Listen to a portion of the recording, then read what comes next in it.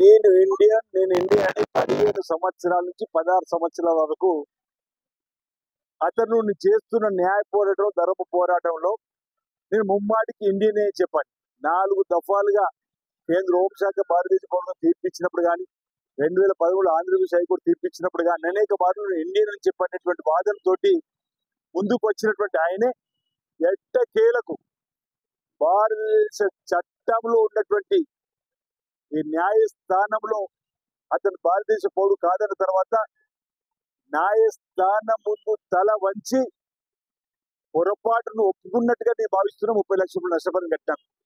ఎట్టకేలకు భారత చట్టానికి తల వంచిన రమేష్ బాబు గారి నిజ స్వరూపాన్ని ప్రజలు అందరూ కూడా గమనించాలి సందర్భంగా కోరుతా ఉన్నారు. ధర్మము ధర్మమే.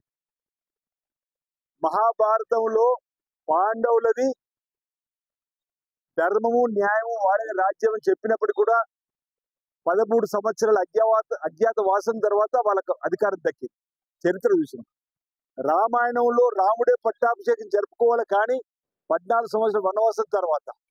ఇది కలియుగం. బహుశా 15 ఏళ్ళు 16 ఏళ్ళు పట్టినట్టుంది. ఇక్కడ కూడా ధర్మమే గెలిచిందని భావిస్తున్నా. ఓ జర్మనీ పౌరుడు ఇక్కడ 15 ఏళ్ళ తర్వాత ఆయన రాజ్యంకు సంబంధించి ఆయన పౌరుడు కాదని చెప్పి తేలింది. అంటే ఎప్పటికైనా ఏ యుగంలో చూసినా ధర్మమే గెలుస్తుంది. నిజం నిలకడ మీద తెలుస్తున్న నిదర్శనం.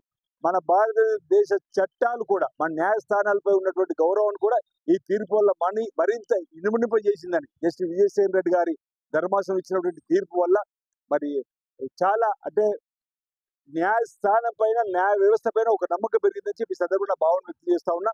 నాకు సహకరించినటువంటి ప్రతి ఒక్కరికి అడ్వకేట్లతో పాటు నాకు సహకరించినటువంటి మిత్రులందరూ కూడా ఈ 15 సంవత్సరాల ధర్మ పోరాటంలో సహకరించిన ప్రతి ఒక్కరికి మీ ద్వారా కూడా ప్రత్యేక ధన్యవాదాలు తెలుస్తా ఉన్నాను.